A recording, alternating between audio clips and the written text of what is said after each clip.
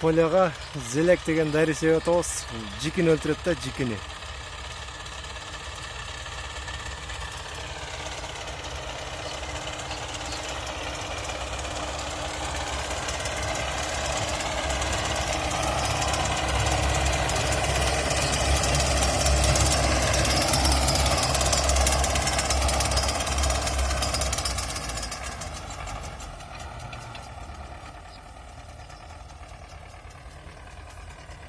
Şunday çaçılат ekan da.